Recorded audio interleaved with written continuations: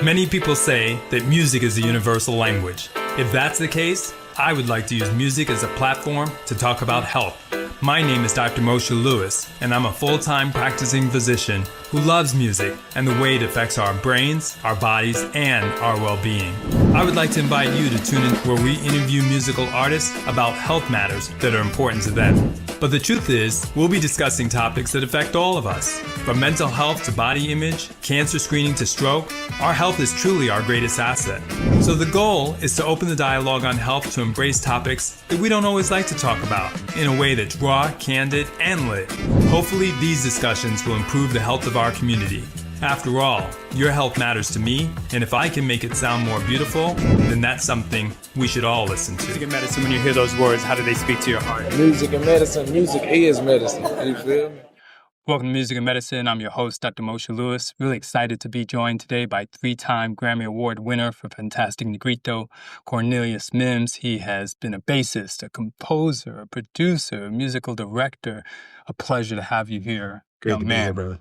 Good. Great. I'm glad we were able to put this together. Yes, it's been too long. It's been a year. We tried to get it down, and here your we calendars, my calendars. Absolutely. But I appreciate that your people are kind enough to make sure our people got it done. And we got it worked out. Great to be here, man. No, definitely. Yes, sir.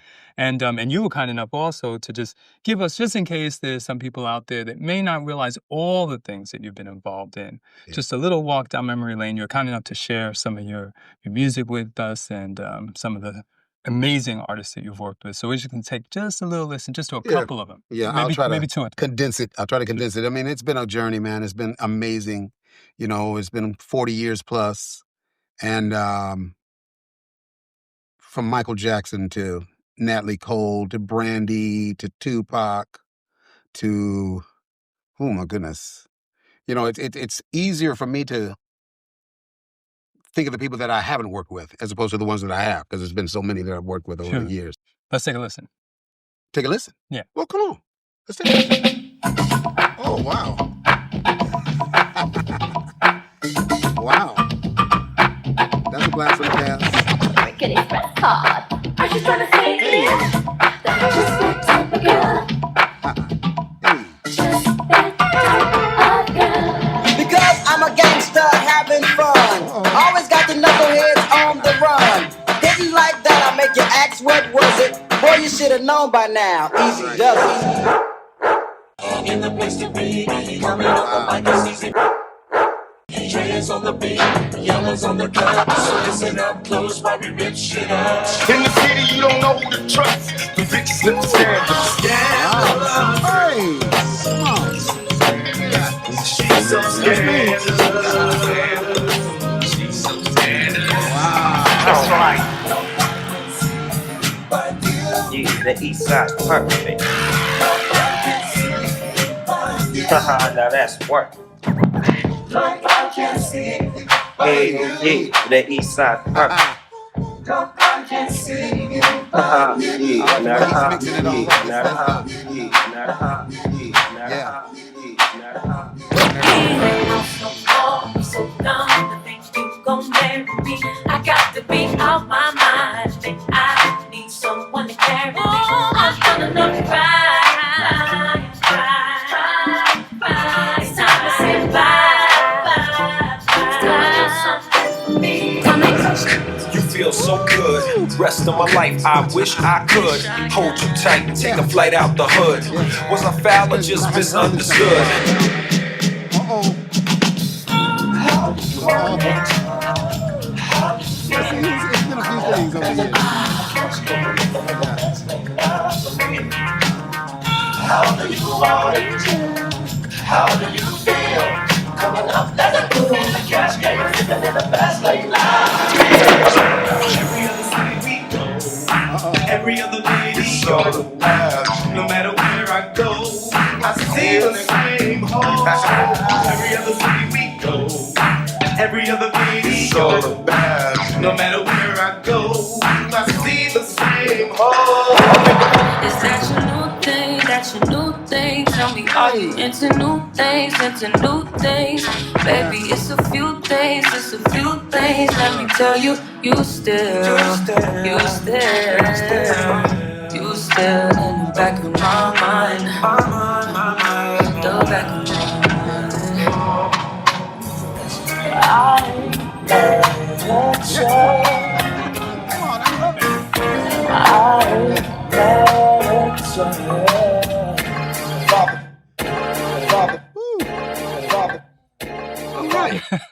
Exactly. So I figured it might just help just a little bit. So when you hear, like I said, you haven't heard it all put together like that Yeah, before. yeah. What kind of things are going through your head as you hear this music again? You know what? It's always very humbling. Especially when I hear that. And it's been so much over a long period until I haven't heard these songs in a while. So to hear like a compilation, it just kind of always reminds me of just the blessing that it has been. To be able to live and work and create and experience. With these iconic artists that I would have never anticipated ever crossing paths with. Yeah.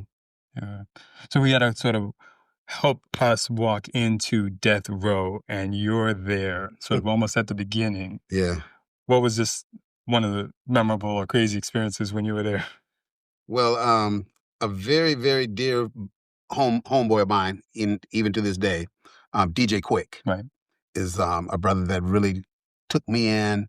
I worked with Easy and the Compton contingent, but DJ Quick was really, really instrumental in kind of really pulling me in. And this was in the early '90s.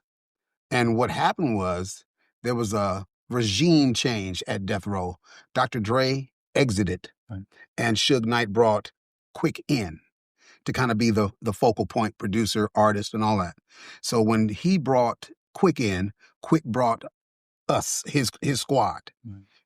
And that was kind of how it all started. So we got going, but a day is very monumental to me was one day we were in the studio working with Quick, and we're working on "Murder Was the Case," which was a soundtrack. And I'll never forget, as I turned and looked kind of to my right, just I wasn't looking at anything, I just kind of turned in that direction, and I see Tupac and Suge standing behind us. They just kind of came in while the music was up, and they were standing there like bobbing their heads, listening to what Quick and we were doing. But it was really, really a trip to see Tupac because the last I heard, he was in jail in New York. Right. So I hadn't got the memo that he'd gotten released. Right. So it was kind of interesting and weird to see him literally standing behind us. But that was actually the beginning of that whole All Eyes on Me, and and we had basically become the A-team musicians for Death Row. So we ended up segueing hard and heavy on Tupac for about 3 months straight, just every day, 7 days a week, nonstop, churning out tracks for Tupac. Absolutely. What was your sense of him? What did you take away in terms of his essence? With Pac, just a dope dude. A dope, dope, dope artist, a dope mind. Now, what I really appreciated, now this is more from a musician, like creative standpoint, like I'm a bass player, I'm a composer, and I'm pretty quick. I can come up with something, but what I'm not is a lyricist. Mm. Like if I have to try to put a lyric together, it'll take me a long time to really, I can get it done. But Pac, I watched him literally, like all those songs on All Eyes on Me, all of them. I'm talking about How Do You Want It? Um, I Ain't Mad at You. Only God Can Judge Me. We would do the track, and we were super quick. And he would start writing at the same time. And when we got done with the track, he was on the mic. It was like, and he had the whole song mapped out, had the whole vocal arrangement and everything. Just like so quick, and I mean the stories. I can really respect that talent and that gift. So that's what I took away from him, and it was it was an interesting time. Absolutely, to say the least. Yeah. And then I want to juxtapose that almost 180 degrees in a different set of studios Sure. with Quincy. Talk to us about maybe a memorable experience with Michael Jackson. Well, now that goes back. Now you got to keep in mind this is the year 1987. I'm at that time. I'm 26 years old. I'm pretty green, right? But I couldn't come off in a pure green. I'm working with superstar musicians, superstar engineers, and Quincy Jones. And so I'm so starstruck. I'm so starstruck. Everybody in the studio was like, super famous to me. But Quincy was very, very down to earth and welcoming to me. And what I did do is made sure that I was on point, as far as what I was there to do. And I tried not to come off too starstruckish, like, but it was really a great, that little week that we did the Michael Jackson Bad project. It was great, we have one weird moment though. And and this one, Michael was different. He was a different, personality to deal with. So he was very kind of not really social for the first few days. He kind of stayed up in a different part of the studio, and he would every now and then he'd come down, Quincy, and Quincy would run out and see what he wanted, and then he'd come back, all right, guys, let's get. So after a few days of this, I started thinking, it's like, man, why won't this brother come and, we're working on your album, you're going to be in the studio with us, and you're going to be, Conversing. involved in the process. So he never, ever would come down. But now one day we're sitting up, when I remember we were listening to playback I remember it was Speed Demons, and I was doing drums for Speed Demons, and I had it smacking. Right. And they had the volume way up. So we're sitting in there, and we're vibing to it. And what Michael did, he came down while the music was playing, and, he was in the studio. Right. And now, here's where it got weird. After playback, I did, just like with Tupac, I just turned around, just inadvertently to turn around, and Same. and then I saw Michael, but Michael, when he made eye contact with me, it's like he ducked behind the wall I was like, bro, I just saw you. Right. What are you doing? I'm like, man, come on, bro. I mean, I am starstruck, but I'm not, it's not like that, Right. But it was just, again, awesome opportunity. Sure. Yeah. In terms of her vocality and the way you sensed her and got to work with her, talk to us about Brandy, because she's such a perfectionist. My absolute, even to this day, favorite. I mean, favorite vocalist. When we picked up, it was on the first album, and so I musical directed the tour. Right. So I was able to put the band together. We went out with Boys to Men, and we did a major 2-year world tour run. And she was very, very young, but musically beyond her years, talented, and her vocal tool is just not many people have I experienced with that kind of a tool. And she's still like that right now, She's my favorite. And the other thing that caused she and I to really, really work well is she is void of sense. She's out of her mind. She ain't got no sense, and I've got, but we had a lot of fun. Sure. So we were able to kind of, and then, her mom and dad and her brother, it was like, it's a family business with them. So it was great to work with Sonia and Willie and Ray J and, all that. Absolutely. Yeah. So I wanted to purposely sort of set that up for the amount of agony you may have experienced in having to not go on the road with Marvin Gaye for Sexual Healing Tour. Oh, one of the decisions that I made that I, really kind of regret, there's some things that I had opportunity to do and I chose to not do for whatever reason. And now that one, that Marvin Gaye, and because that goes even further back. Like I'm 22 or 23, really just still trying to get put on in the game. So when the opportunity, there was a brother, amazing, iconic guitarist, Wah Watson. Mm-hmm. Yeah, Wah Watson took me under his wing at that time, and he was the one who told me to get down to CBS. Marvin Gaye needs a bass player. And here I am, 23 years old. So, I mean, I made it down to CBS. And I got down to, and we were rehearsing. We were literally rehearsing, and I'm sitting up here playing Got to Give It Up with Marvin Gaye. Right. Wait a minute, bro. I done played this thing a million times, but never with, he's just sitting up there like he ain't Marvin Gaye. I'm like, come on, bro. This is weird.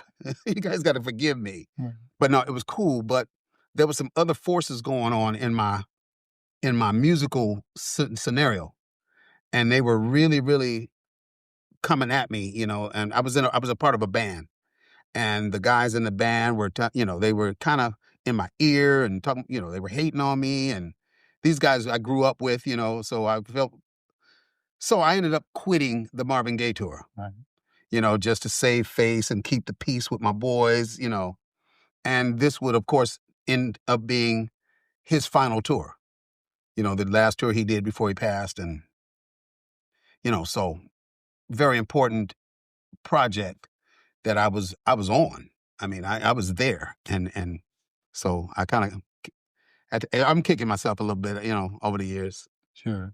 And I wasn't trying to really bring it up for a sense of embarrassment. Oh, but no, it's all good. So often we on the outside hear about, oh, so-and-so got such and such a deal and they just left the group and abandoned them to pursue their own. And here is a much rarer story of somebody who time and time again sacrificed to be able to stay with the group, even though no harm meant, but they really weren't able to really put out music or a tour of that quality. Right. On that note, let's talk about Janet Jackson. Janet? Janet, yeah, that was interesting. As I said, I was a part of a unit. Right. And we grew up together. These are my boys from high school. We ended up cutting our teeth in the industry, getting into it together. So these were the guys that I was trying to pledge allegiance to, and stay connected to through the decade of the 80s. And keep in mind, we had just graduated from high school. I came out of high school in 79. So, around 81, 82, we're young, hungry musicians trying to really get put on. And we're dope. We are dope too. Right. All of us. We're dope as a unit. And each one of us were, extremely gifted in our own rights. So we could have easily, and we were starting to get opportunity. Opportunity was coming our way. And so after, I had dropped the ball with Marvin Gaye. Right. And a couple other artists that I had opportunity to, Patrice Rushen, same thing. Right. Who else did I quit? Literally on the show, and gave it up because the guys were in my ear. Jeff Lorber. Right. Jeff Lorber, I quit on him, and he and I recently reconnected. We're back. Me and him are on tour now. And but he was mad at me for 40 years. Wow. Me and him just got back on point. But anyway. So we're leading up to the Janet Jackson thing again. Now, fast forward. Now, our band, the band that I was pledging allegiance to, has totally disbanded now. Right. Oh, they kicked me out of the band in 1986. That's what happened. Because you did a gig. Yeah, I did one gig, and I missed a gig with them. And now look at the dynamic. I could have stayed in L.A. and made $9 with them. Right. But when I went to D.C. with George Howard and made $900, right. I chose $900. Right. I chose the 900. I get it. And, they couldn't, that was it. Oh, they severed ties with me. Right. I was fired. So anyway, we kind of mended the next couple of years. And then Janet Jackson comes up. Chucky Booker was also a part of this band that we were all connected to. Sure. Which we should say is Tease. Tease. Yeah. Tease. Okay. Yeah. Let's talk. Yeah, that's what it was. I was trying to keep it kind of anonymous, but yeah, it was the band Tease. Mm-hmm. And sure enough, so now Tease kind of had a resurgence. And after Chucky's record got going, and then Kipper Jones, our lead singer, had released a project. So, and we were and this is what we could have been doing years ago. Hey, if one of us gets going, we can pull the rest of us in, but somebody got to get it going. Right. So Chucky brought us back together. Yeah. And then Janet Jackson approached Chucky, and Chucky hit me up because he was like, man, hey, we getting ready to go on the road. We're getting ready to, we're going to be Janet's band, and I'm going to open. And I thought that, I couldn't believe it. So here we go. Now it's time to hook up with Janet and a conspiracy. It was really weird. Somehow, some way, the whole band of us ended up on that tour, on that Rhythm Nation tour, except me. I was the odd man out on the Rhythm Nation, so I didn't get that. And of course, I was in my feelings. Right. This is, my whole unit is out, and they killing Rhythm Nation. And but God is good. Because now in that same period of time, I ended up getting a TV show with Natalie Cole. Right. You know, where I was music supervisor, band director. It was it was American Idol before American Idol. It was called Big Break with Natalie Cole. We're here on the Big Break stage. Welcome back. Let's hear it for our Big Break band. Cornelius Mims, our musical director. How you doing? All right, baby. Was that a time or was that a time? That's the time. Getting the show off with a bang. Was that choir kicking or what? I kind of dug that. They were serious, weren't they? Yeah. That was the life choir, by the way, ladies and gentlemen. They were great. Right. Yeah, so I ended up getting that job. So, and I'm making more money. Right. I'm making more money than they were making. Sure, right. So, you know, it actually worked out. You know, God had something better in store for me. Absolutely. Yeah. So now looking back, do you sense that not only that your loyalties essentially weren't misplaced, but that sometimes things do come around full circle or in different types of ways, and although you can't see it at the time, Of course. then you might have to bite your lip and Sure, try sure. not to hit somebody. Yeah. You know, I mean, it's life. Right. It's life, you know, and especially at that age and at that time, you know, we were all trying to find ourselves and find our life footing, and we were dealing with other elements, you know, in the time, you know, them 80s and 90s, you know, it was a lot of distractions. And I'm talking about drugs and alcohol and partying and, you know, young youth. We were kids, Right. you know, so we were having a lot of things presented to us, and we were youngsters, Yeah. you know, just getting going. So we were dealing with all of that. Sure. You know, On yeah. that note, the show's called Music and Medicine. Yeah. And when you hear those words, how do you feel like you were able to sort of make it through and somehow, you know, basically recover, rehabilitate, and get away from the drugs? Well, yeah, because I did have to do that. I did have to recover. I did have to rehabilitate because, yes, I got caught up in it.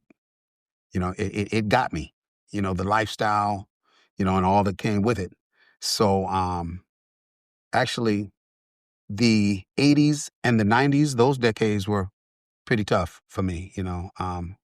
I did, you know, it was the thing to do in the 80s, especially cocaine. Right. It was the thing to do. So, I mean, you know, everybody did it. I did it. They did it.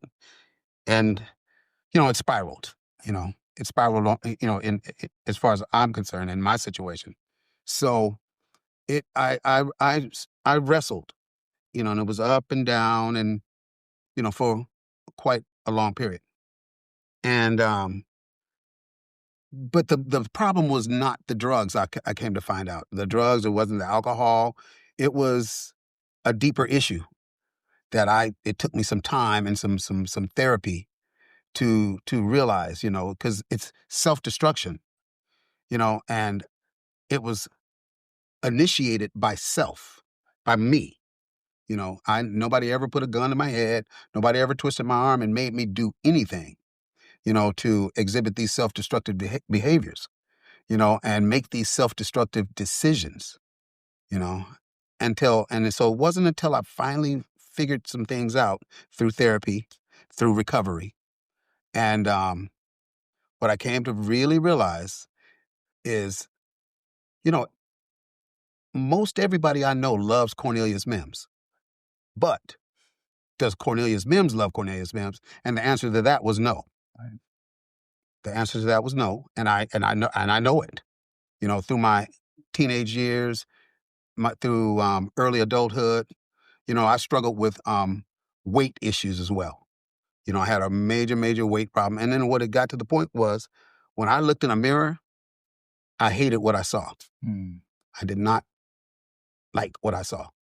You know, and then when you work in an industry like the entertainment industry, where image is very, very important, and, you know, I'm starting to see myself in print, on film, on television, and I'm hating what I'm seeing, you know, and I didn't have the discipline to make the life adjustments, you know, with diet or exercise or anything like that.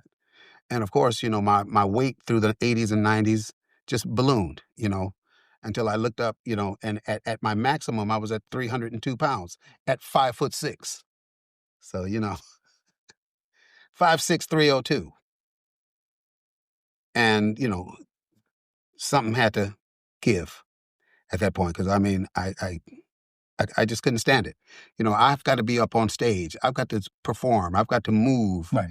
And that's really difficult when you 5'6" and 300 plus.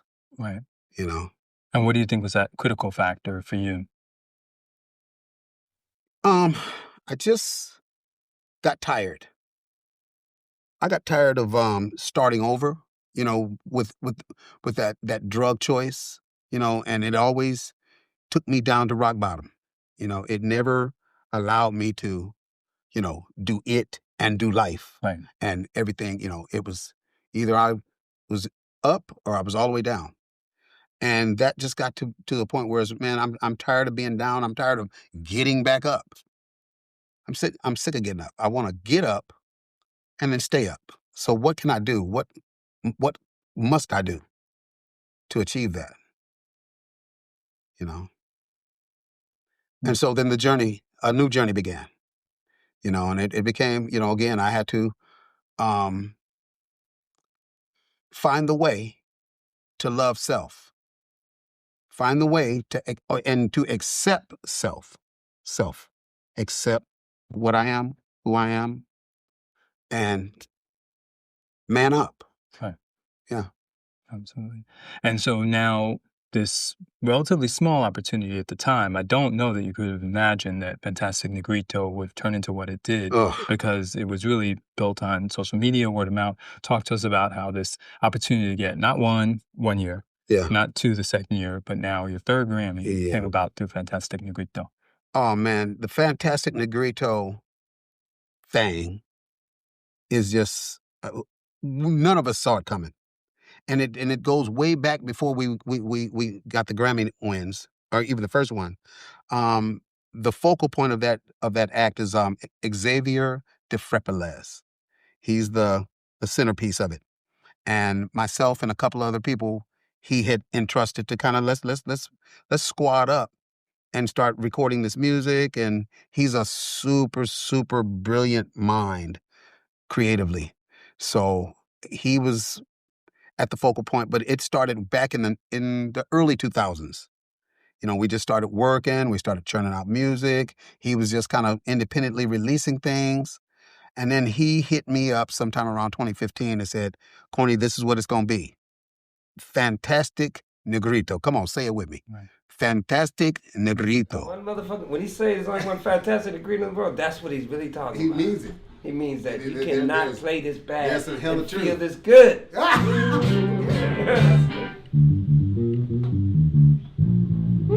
think it's good. The boom, the boom, the boom. Yeah, you got to because he's gonna have to follow you anyway. All good. I'm like, let's rock with it. Yeah. Let's rock with it. So we put the first Fantastic Negrito, and we grassroots. We put a band together. I was his go-to to put that unit together, and we started just doing wherever we could get in. Right. Can I put a little thing on this one? Yeah, come on. We like things. Yeah. 2, 3, hold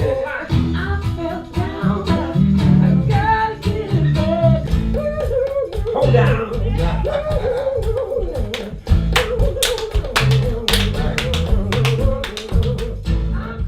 I get a chance to do my funk thing. I get a chance to do my gospel thing.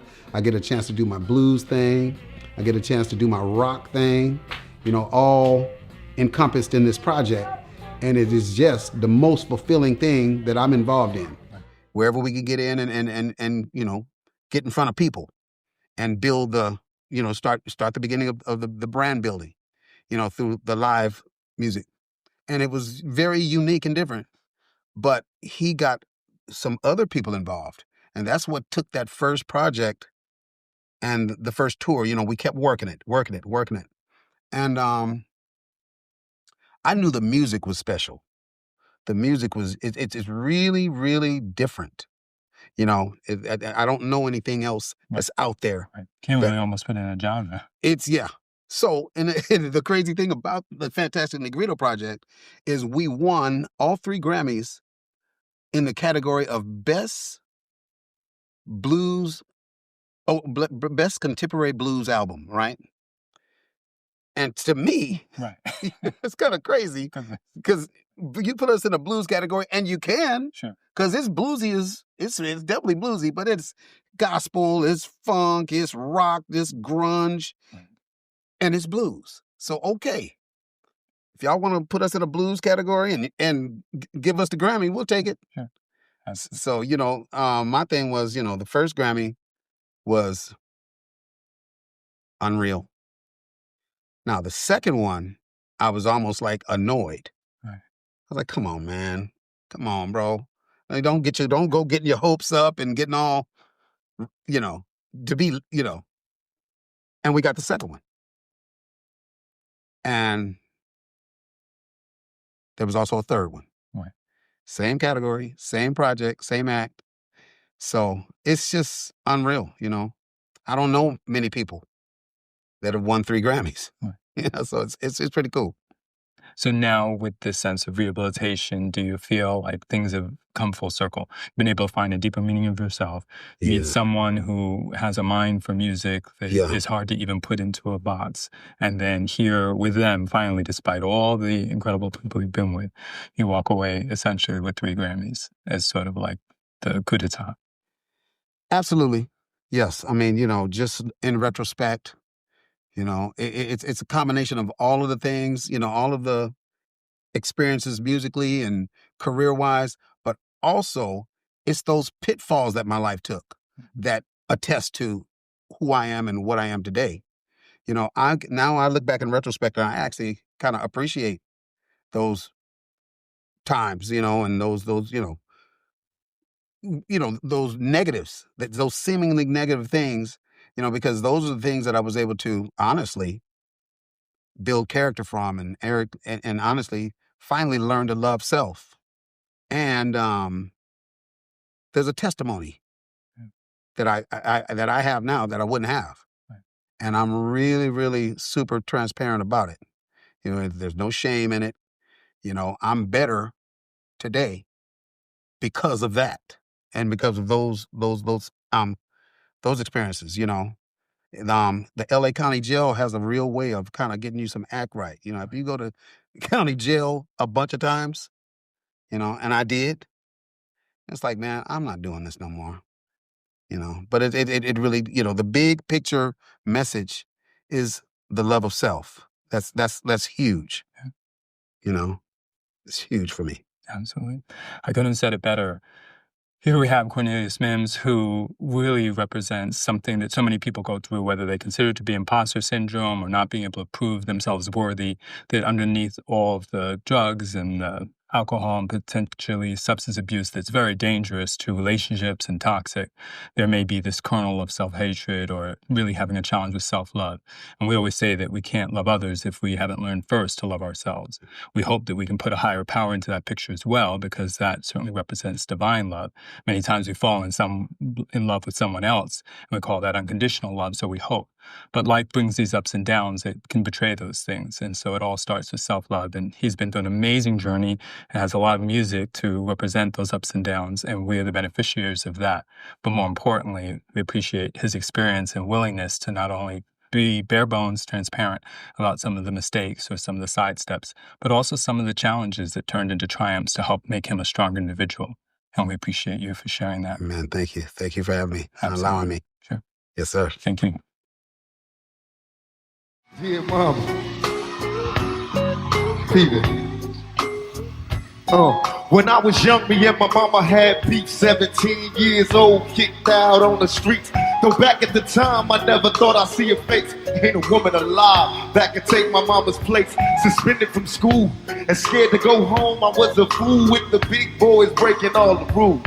And shed tears with my baby sister. Over the years, we was poorer than the other little kids. And even though we had different daddies, the same drama when things went wrong, we blame mama. I reminisce on the stress I caused. It was hell, hugging on my mama from a jail cell. And who thinking elementary? Hey, I see the penitentiary.